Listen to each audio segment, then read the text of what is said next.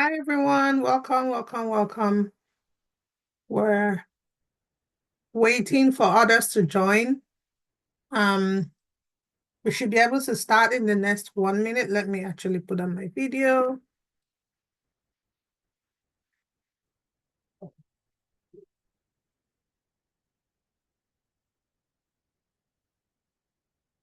Hello everyone.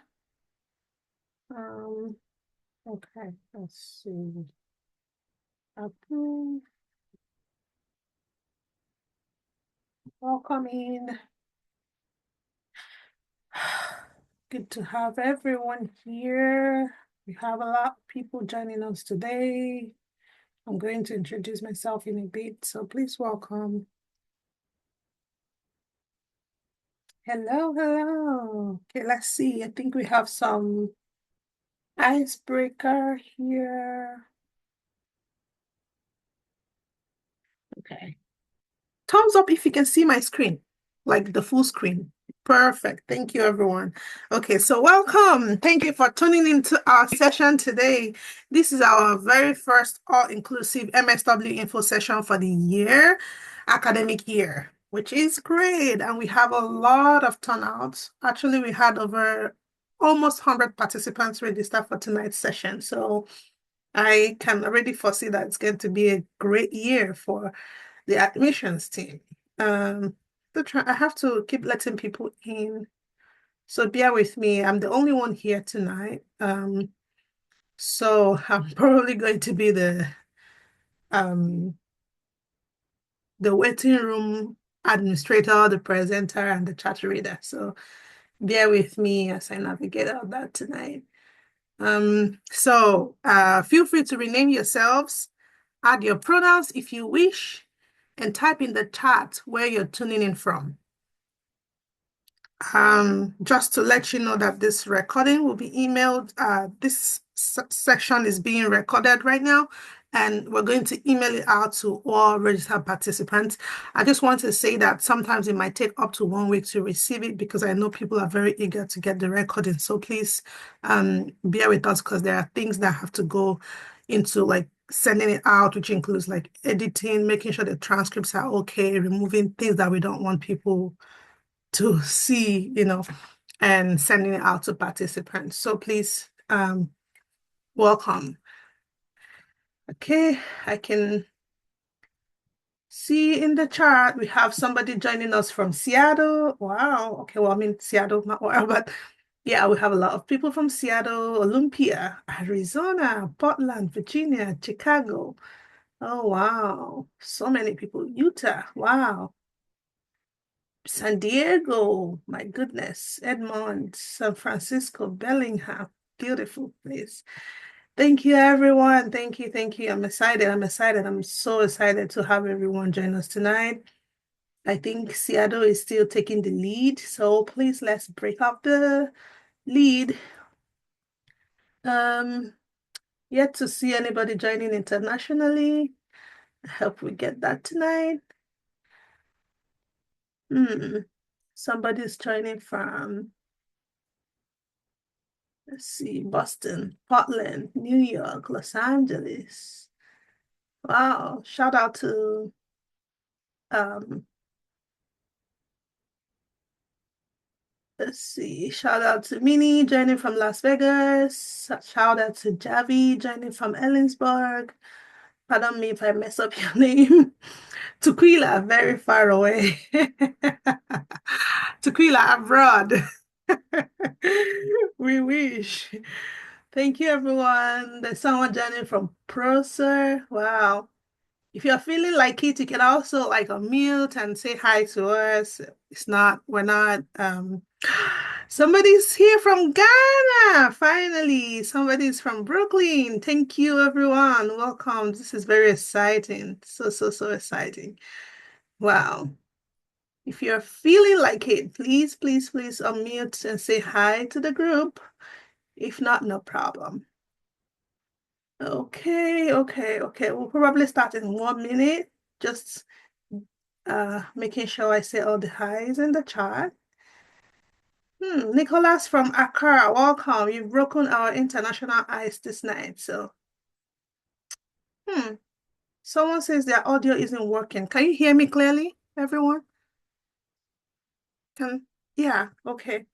Well, maybe, uh, yeah, maybe you could log out and try to log in again, and also check your audio settings from the audio setting on Zoom. It sounds like it's your computer problem, or I'm not sure what that is.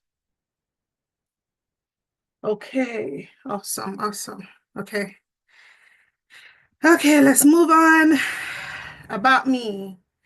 I am your presenter for tonight. My name is Ife Azie. Ife is the short form for Ifunanya. Ifunanya means love. It's a Nigerian word for love. So I shortened it, and sometimes people call me like Ife, but it's like, like don't be iffy, like that kind of iffy. That's the way it's pronounced. So I use she, her pronoun, and I'm the MSW recruitment specialist here at the University of Washington School of Social Work. Exciting. And we do this every year, sometimes in October, sometimes early September. And it's always very exciting that, to see a lot of prospective students um, tuning in to see if they can make UW their school of choice. And I also went to UW. I finished from the School of Global Health, and I was once, or would I say still, an international student, and now work for the School of Social Work. So I'm very excited to be here with you all. That's why I was excited when I saw someone from Ghana. I'm like, yeah, finally. But I recognize that I'm also a Seattleite. I have been living here for a while now, and this is a city that is near and dear to my heart. So if you're from Seattle, welcome, welcome, welcome. You live in the best city in the whole world. Okay, enough of the ranting. Let me move on. Okay, so typical of our program, because we want to acknowledge the land and labor of the United States, but this is something we also do a lot in School of Social Work because we stand for social justice. We always want to put it in front so that people can know what they would do and understand the history of the land. So I'm just gonna go ahead and read that out. Thank you, Emily. I also love Seattle. Okay. So UW Seattle campus is situated on the ancestral homeland of the Duwamish people, the first people of Seattle. The University of Washington acknowledges the past, present, and future of the Coast Salish peoples of this land. The land which touches the shared waters of all tribes and bands within the Squamish, Tulalip, and Muckleshoot nations. Bear with me, I'm just going to turn on the caption. Okay, perfect. We remember that our country is built on the labor of enslaved people who were kidnapped and brought to the US from the African continent, and recognize the continued contribution of their survivors. We also acknowledge all immigrant labor, including voluntary, involuntary, trafficked, forced, and undocumented peoples who contributed to the building of the country and continue to serve within our labor force. We acknowledge all unpaid caregiving labor. And I encourage you tonight to go beyond acknowledgement into actions of learning and advocacy for these people. There are so many resources about the indigenous land that we can always learn to empower yourself, and also just to learn how to advocate for others. So let's dive into why School of Social Work. The UW School of Social Work has a very close-knitted community. We use a cohort model. Actually, today was the orientation of those who we admitted last year. So it was very exciting to see people like the way you're on Zoom today, now seeing them getting into the program and being oriented to start this September. So I'm sure that by next year, I will probably see a lot of you also in person. So even though we tend to take in a lot of people, um, we still place them in a cohort model. So it means that in a class, you'd have at least 25 people doing life with you. That kind of gives you a close connection to people. Today, for instance, in the orientation, we I saw that some students were like, oh, I want to start a book club. Who wants to join? Just come to me and let's start a group. Or someone was like, oh, if you identify as neurodiverse, oh, you can come here, let's talk. So, that community building is there because we put them in the classes formed in cohort sizes. And of course, we have a lot of affinity groups like student clubs. So you always find community here, both in UW and in the School of Social Work. And um, we do have traineeships that offer specialized training and help fund your degree, like the CTAP for child welfare folks that are interested in child welfare, and WDI mostly for those who want to work in substance abuse field. Then it's really a very diverse student body. We have, as at 2025, the last set has 67% people of color.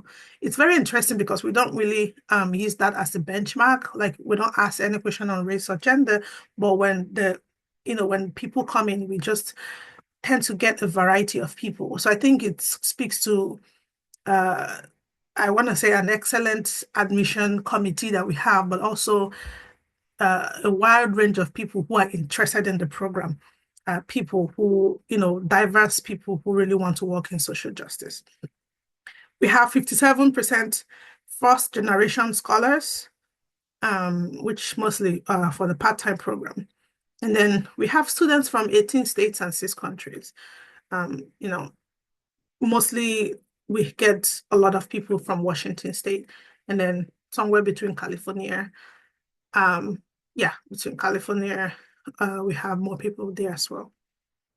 Then we have over 600 plus practicum sites. So you're not just coming displaced, you're coming in a very structured program. And because we are situated in the heart of Seattle, we have a lot of affiliations and you get to really do exciting work with exciting agencies. Okay, let's move on. And of course, we have fellowship in terms of funding that we give out to students every year that helps to alleviate the cost of your program, cost of your MSW degree. Okay, let's start to talk about advanced standing. Advanced standing obviously is a degree that is tailored for those who already have a bachelor's in social work. This is really non-negotiable because of the accreditation requirements. You must have a BASW or, that is accredited by CSWE. And if you were looking to apply to our MSW program, that reduces your time. Yeah, that helps to reduce the time of your program to only 11 quarters. So the program starts in the summer with a 4-week bridge program. And then after that, you stop. And then in September, you start your classes. You're starting your classes, you're also doing your practicum. And in the spring of that year, you graduate. So very quick and very fast and rigorous. Classes are typically, you get to do 2 classes in the week, and you spend 3 days a week at your practicum site. So about 680 hours total will be spent in your practicum site if you're going to do the advanced standing. And as at last year, we used to have the part-time advanced standing and the full-time advanced standing, but for this year, that will no longer continue. Going forward, we're going to only have the full-time. That's the one advanced standing program for everyone coming in. 11 quarters and you're out. Okay. Now to our next program, we have the full-time 2-year MSW program. You can also recognize that the names have changed if you were here last year or if you looked at the website for the past, years. Our names were modified, the programs were modified, the names were modified. So the one that we used to call the day program is now being called the full-time 2-year MSW program. That is to differentiate it with the advanced standing, which is also a full-time program. So the full-time 2-year MSW program runs for 2 years, starts in the autumn quarter, which is typically September. So it starts in September. You go up until the spring, which ends early June. You take a break in the summer, you come back in September and finish up the next year, June. So just 2 years, no summer quarters.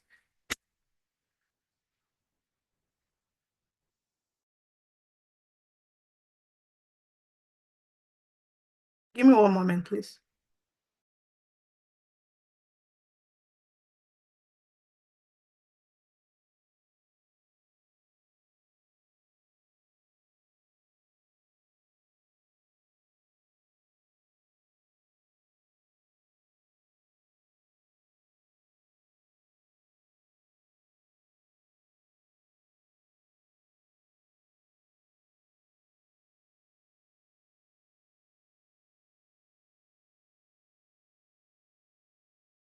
Okay, sorry about that. My little one came disturbing. Okay, so um yes, so the full-time 2-year MSW program classes run 2 to 3 times a week. And for your first year, you start your practicum 2 times a week. In your second year, your practicum goes up to 3 times a week. So your first year, you're taking classes on Wednesday, Thursday, Friday. You spend time in your practicum site Monday, Tuesdays. But when you get to your second year, you spend Monday, Tuesday, and Wednesdays at your practicum site, and then you take classes Thursday and Friday.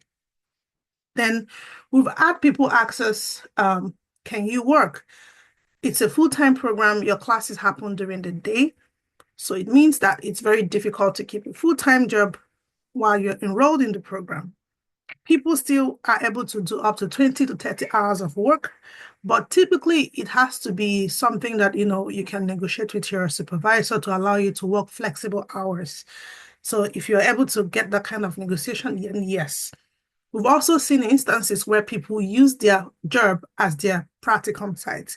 So in that case, they're able to keep working and continue to do their practicum at their site, at their, workplace. Okay, so let's see. The next program is called the part-time MSW program. It used to be known as the extended degree program. And this program has a lot of changes.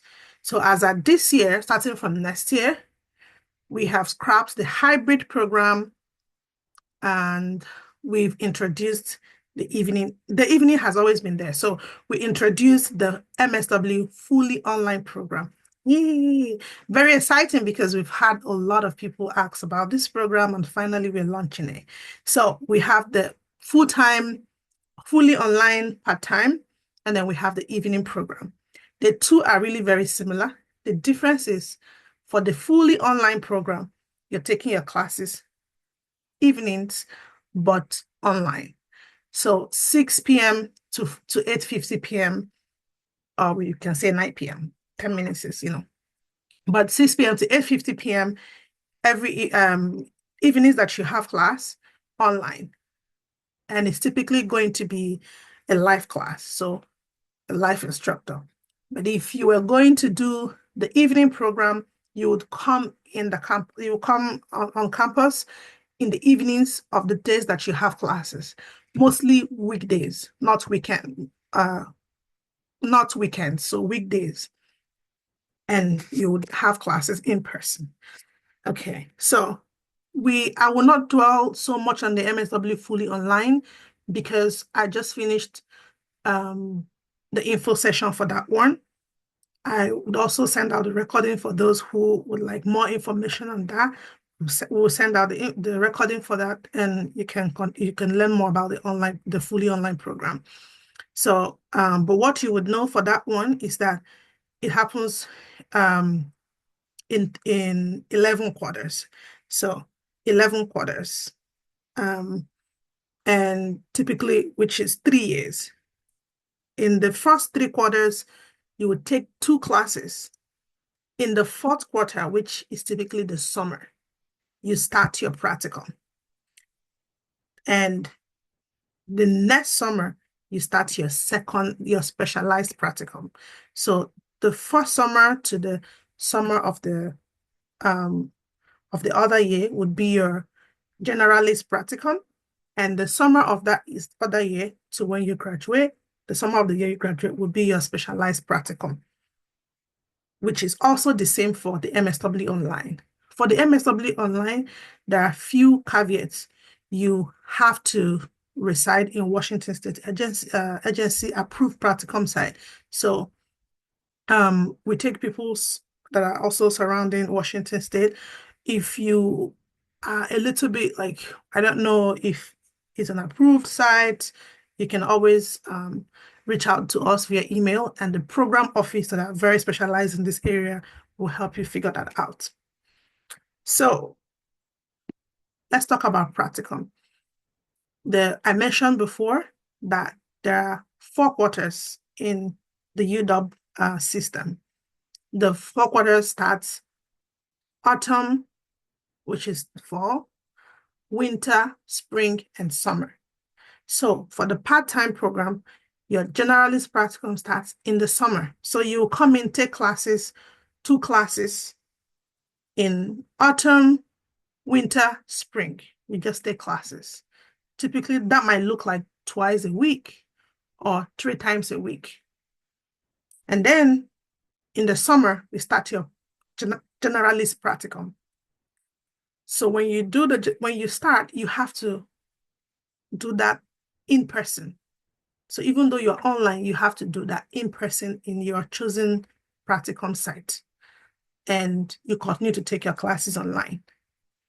And in your second year, which is the second summer, you start your specialized practicum.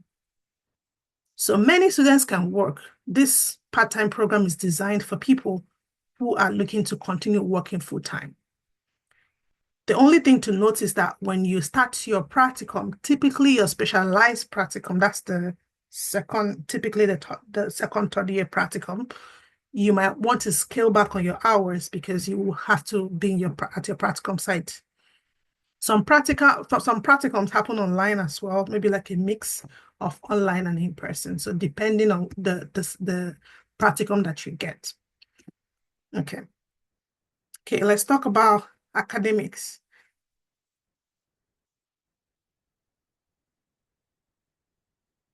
Okay. So we have what we call the generalist experience and the specialist experience. For the generalist experience, you're learning core social work knowledge and skills. You're learning value, ethics, and history, mostly a foundational social, understanding the foundations of social work. If you're coming into the advanced standing, you don't do the generalist because it's assumed that you have already covered that in your bachelor's program. So you come in from your bachelor's, you go straight to specialist. But if you are doing the other programs, you start from the generalist experience. So in your first practicum experience, which is the generalist experience, you will be matched with a field faculty member that would work with you to plan your generalist placement. So you don't really need to worry about that. Once you are getting accepted into the program, you are assigned a field advisor that would help you work to get into a site. And it's not just something we do, we work with you. So we're trying to figure out your interests, the kinds of things you like, where you would like to work, and we'll work with you to figure that out. In your specialized experience, you are now focusing on the specialization that you have chosen. Now, if you say you want to do clinical social work, in your specialized experience, you have to do that in a clinical agency, like a clinical social work agency, or you have to specialize in that area. If you were looking at policy, then you have to do your practicum in a policy environment. Like what you're learning would be designed to be a policy experience. So same as I mentioned, your Specialized practicum at your new site will be aligned with your chosen specialization area. This is non-negotiable because we want to make sure that you get everything that you need. Then typically by the time you get to that specialized practicum, you already have an idea how it works, how the school works. So you're taking a lead in terms of, working with your field officer to determine where you want to end up. That does not mean that they won't support you. They will, but we're assuming that at this point, you've become more confident in the program, more confident in what you want to do, and you work with them proactively to select a specialized practicum site. Yes, people can do their specialized practicum at the same place where they did their generalist practicum, as long as it is an approved specialized area, if that makes sense. Okay, so let's proceed. So these are example of practicum sites. Like I mentioned, we have up to 600 sites, and we continue to establish more sites. If you were thinking about, because we have questions like, oh, do you know if my workplace can be like a practicum placement for me? Typically, we have like a full procedure to find out. We have requirements for field advisors. I mean, we have requirements for field sites. So if you were thinking about if your agency qualifies for a place for a practicum, then I'll probably send you the link for you to figure out what you need to do. If it's not yet an approved site, you'd have to like submit an application for that to get approved. And there are requirements that you need to meet for your site to be considered a practicum site for our social work program. And so, like I mentioned, these are some examples of clinical social work practice. It means that in your second year, if you have chosen clinical social work practice as a specialization, you have to do your practicum in a clinical social work agency. The same for the community-centered integrative practice, the same for the admin and policy practice. Okay, I have already mentioned the 3 specializations, but I'll just quickly in detail talk about, what each of them look like. So we have our full-time programs. You're able to choose either of these specializations. For the admin and policy practice, I would look at it as a macro level social work where you get to work in upstream. You get to work on matters that have to do with upstream that influences the downstream policies or downstream challenges. An instance would be if you were working with a policy organization. A typical example of a job would be like a policy director or a policy analyst. So you can work in government, you can work in ministries, establishments, county. You can also really work in different places. I've seen people who work in Medicaid, like insurance, who help people figure out insurance. I've seen people who help write housing policy guides, for the government. So there are different things you can be with that, with an MSW degree. It's a very broad degree. So it means that if you are going to choose this specialization in your second year, you have to do your practicum in an approved site that is focused on policy practice. Then the second one is community-centered integrative practice. This is really typically, I would call it like a micro, I would say it's integrative, but the kind of thing you see here, people who want to be like an advocacy director. And I don't want to put a title to a job because anybody can be anything. Even with an MSW, you can be anything. But I'm just talking about typical roles. We've also seen people who are in politics, people who start advocating from the grassroots. We've seen like people who were in our MSW program who ended up being like a senator in Olympia, or, people who have gone ahead to do like great work in the government space. Community-oriented practice really are people who are looking to connect with the community more while representing their needs in the higher place. So if you are really can see people like case managers who are looking to work individually with people or with a group of people to understand the needs of the community and then take it up notch to advocate for those needs in like in the macro space like in the government. So things like that. And the last, which is really the most popular, is the clinical social work. Clinical obviously prepares individuals to do direct practice with individuals of all age, families, small groups. So in this case, you can get people working in like a medical facility as a clinical social worker, mental health facilities as a therapist. There are so many things you can do with that with the with this pathway. And for the part-time program, I just want to say that if you're coming to the part-time program, you have to be the only option for you is the clinical social work. And like I mentioned before, you can work, in different places. And there are questions that people ask about, oh, how about the licensure? So I just want to answer right now that licensures are done post-masters. So any hours, typically they ask, don't quote me on this, but they ask about 2,000 to 3,000 hours. Those hours, they don't count for, when you are in the program. It starts counting after your program. And that is really actually done by the state. So anything licensure is done by the state. However, when you are in the program, we host information sessions, webinars to prepare you for licensure. So let's talk about dates. We have for the full-time 2-year advanced standing program, January 15 is our deadline. Applications are open right now. It opened 1st of September and it will go all the way to January 15. Deadline, final deadline, January 15, no exceptions. For the part-time program, we will continue to accept students if we have space availability up until February 12th. I do want to say that if you are interested in the fully online program, because this is going to be our first pilot, we are only taking 25 students.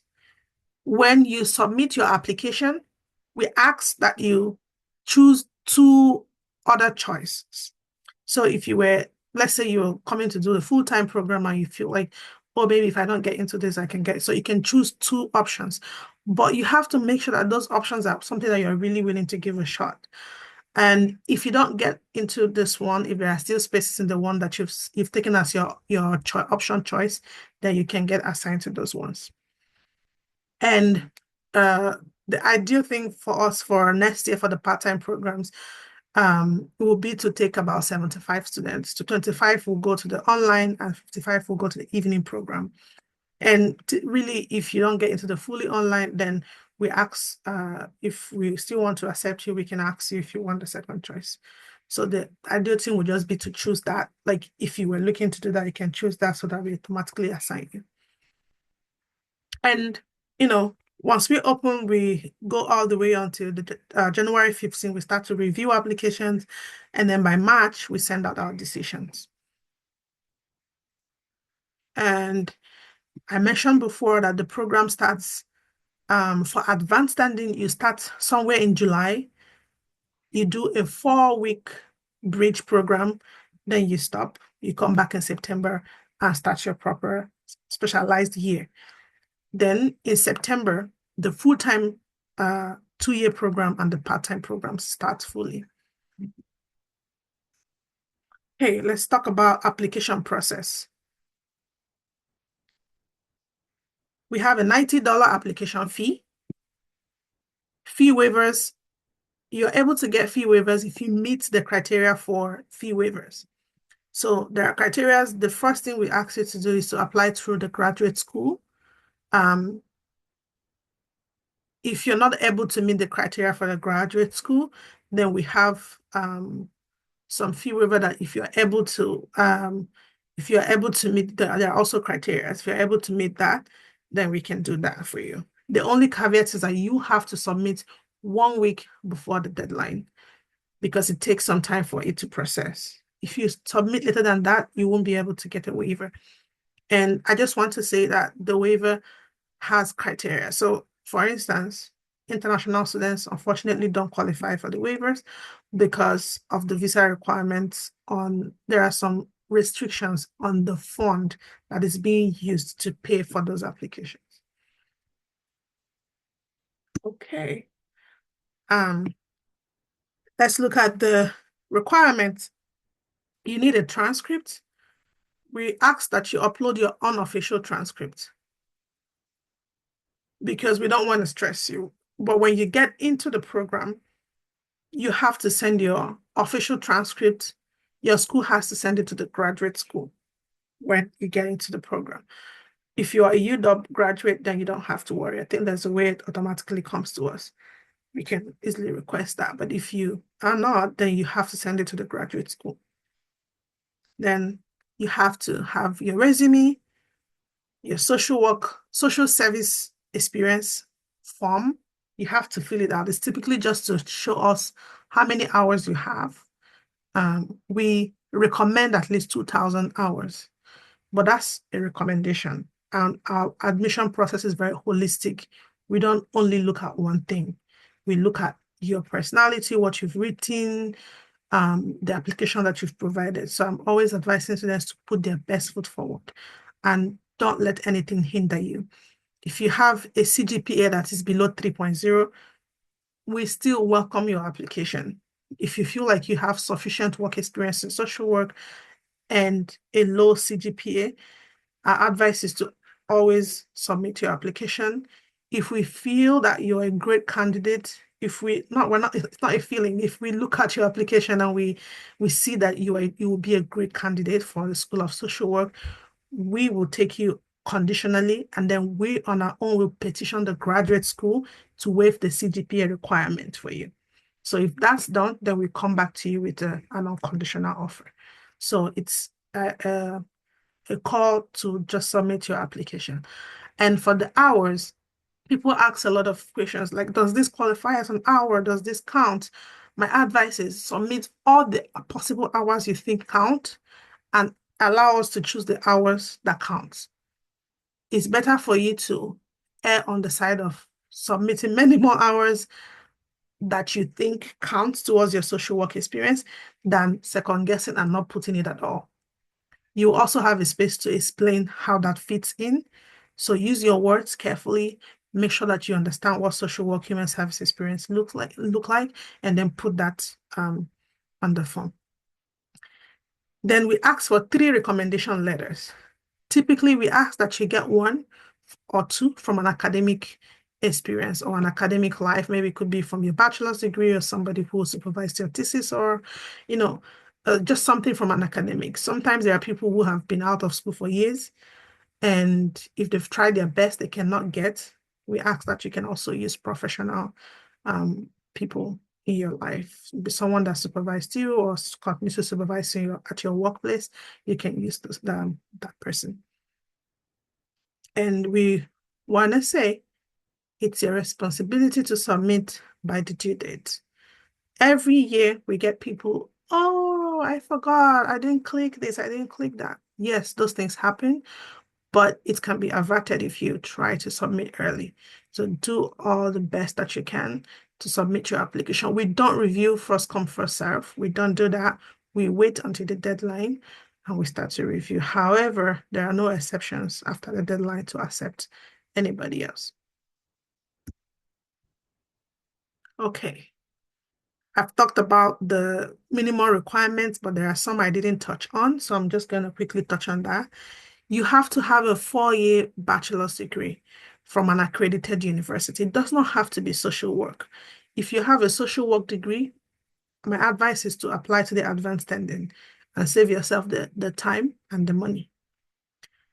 But if you have 4-year degree from any other field of life, as long as it's from an accredited university, you have the minimum qualification to apply.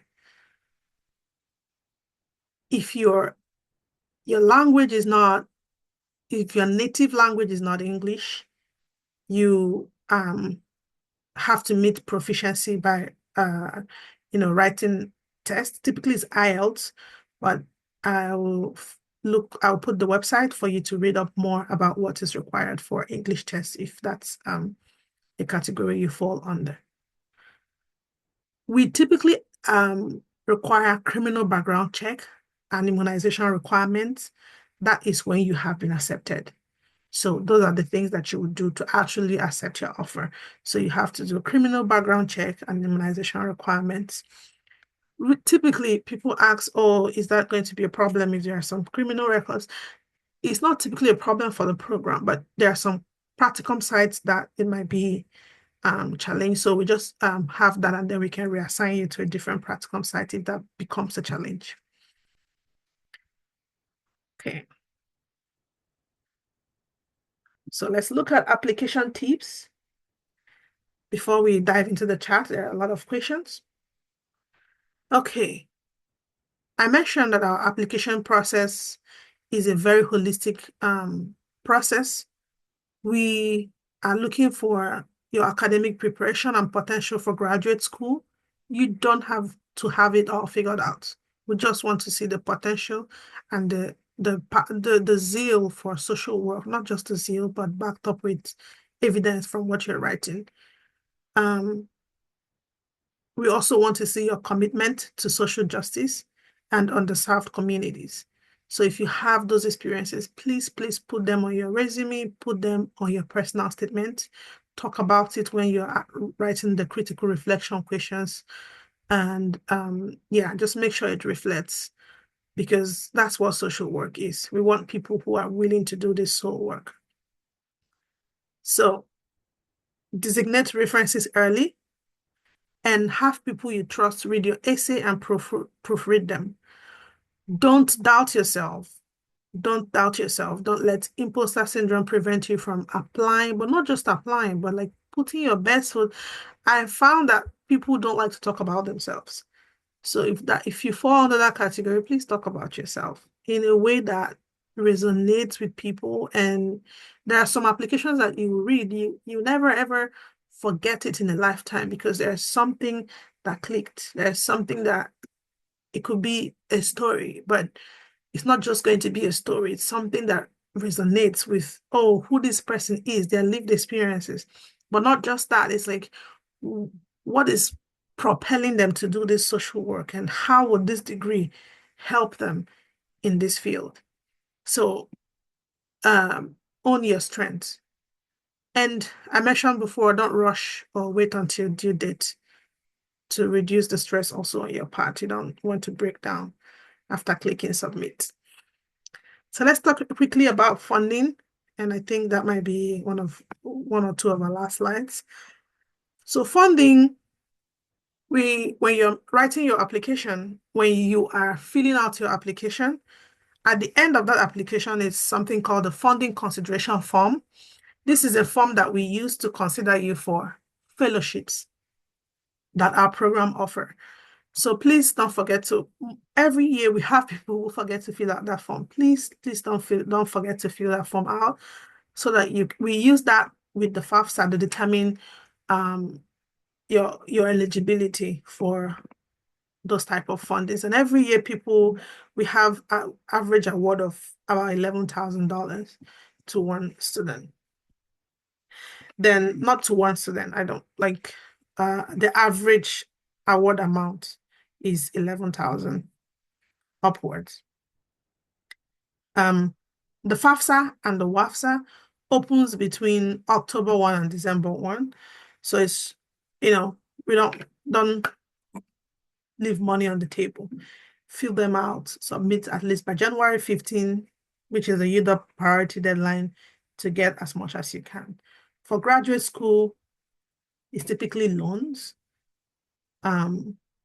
But it's still okay to fill it out, because we're going to use that FAFSA together with the funding consideration form to look at every other fellowship application that we want to give, or departmental funding that we want to offer you. Then there are graduate assistantships positions. Those are very competitive and very limited in size. For instance, in our Office of Admissions, we take about 1 or 2 people every year, but that has its own interview process, application process. They usually open around late February, early March, or April. So no, not April, like February, March. So just be on the lookout on our website. We also send out newsletters to let people know when there are opportunities to apply for any graduate assistantship position. And the due dates vary, but it's typically between after you have finished submitting. So somewhere February, March, So we make it in a way that by the time we expect you to accept your offer, you would have figured out your funding option from our department. If you have applied for graduate assistantship, you would have known if you were accepted. That way, you can make your decision if you want to come to UW. So again, once you submit by January 15, we try to get to you by March. Between February and March, those funding opportunities for student information specialists or writing tutors, those kind of things open up between February and March. And by April 15th, we would want you to accept your offer. By that time, you will also know if you got some FAFSA, loans, or if you got some assistantships. That would help you decide what to choose if you're going to choose us. And I hope that you choose us. Then there are funded traineeship opportunities. There is the CTAP. These are for those, the CTAP is for those who want to work in child welfare. They have their own info session. And once that opens, I'll also share our website for you to look out for them and attend. But typically, all you need to worry at this point is submitting your MSW application. CTAP would usually work with our list, so those who have applied, and then they would send out their information. Then we have the WDI I mentioned before. WDI is for those who are looking to work in substance abuse or mental health facilities. They also open somewhere around December. They have ongoing info sessions. They've had one with us this month. They have other ones coming up in October. I'll also put that link in the chat just for you to hear them out, see what they offer. They are conditional grants. Conditional grants means that when you get accepted, you will do your specialized training in their agency. They will pay your school fees up to a certain amount, typically a large chunk. At the end of your graduate program, you work for them for the amount or for the period of time they paid your fees. For WDI, for instance, if you are in the advanced standing program, if they pay your school fees for that 11 months, you work for them for 18 months after you graduate. So for the 3-year program, the same thing. You work for them after you graduate for about 3.5 years. The same with the full-time 2-year program. You work for them. And if you take their offer and finish up the pay your fees, and you say you don't want to work anymore, you have to pay them back. They typically enter a contract with you and a payment plan. You pay all the money back. The idea of all these programs is to really increase the number of social workers in Washington state that are going into child welfare or that are going into these established mental health facilities to help people combat these challenges.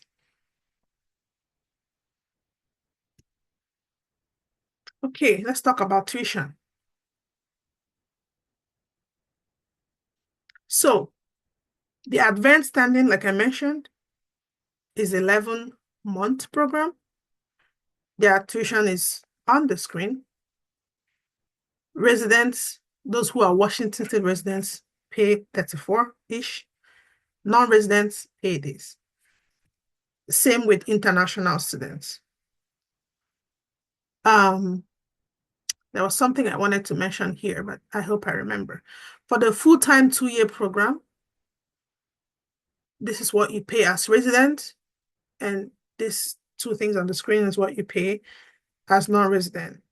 These are estimated amount, but they're typically, every year typically they add inflation of just a little bit on top of it, but this is more like an estimated cost of what you will pay. Part-time program is different. As you can see, it's a little bit puffed up, for lack of words.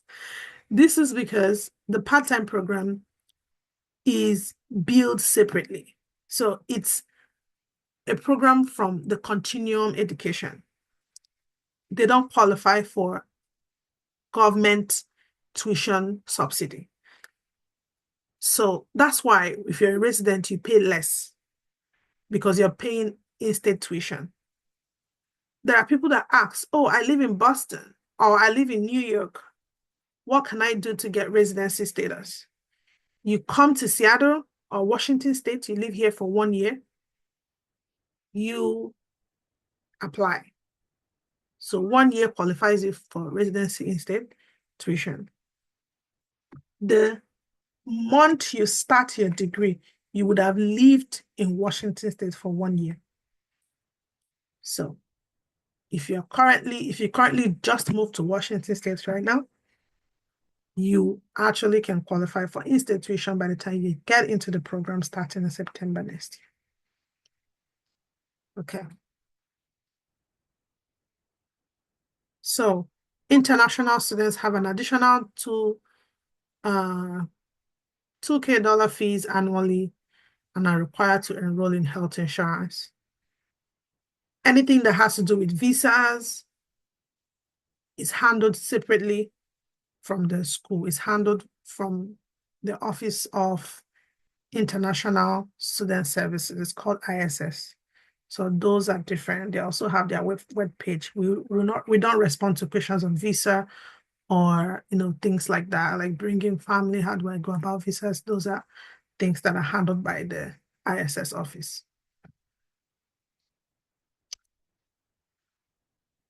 Oh, we made it to the end. That was a lot. Okay. So I know that what I've shared is a lot of information. So this is being recorded, as I mentioned, and we're going to send it out to all registered participants. Please allow at least up to 5 days to 7 days to receive it because it will require some cleaning up, making sure that everything is accurate before we send it out. So we have the admissions homepage that you can always visit to get more. There are so many ways you can talk to us. We're available to speak on phone.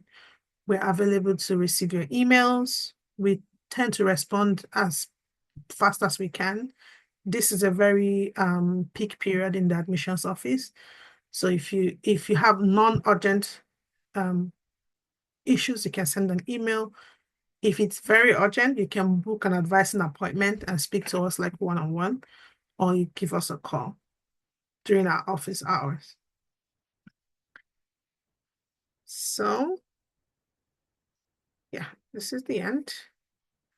I'm going to leave the slide on the screen and take questions, but I'm probably just stop recording so that I can respond to the questions.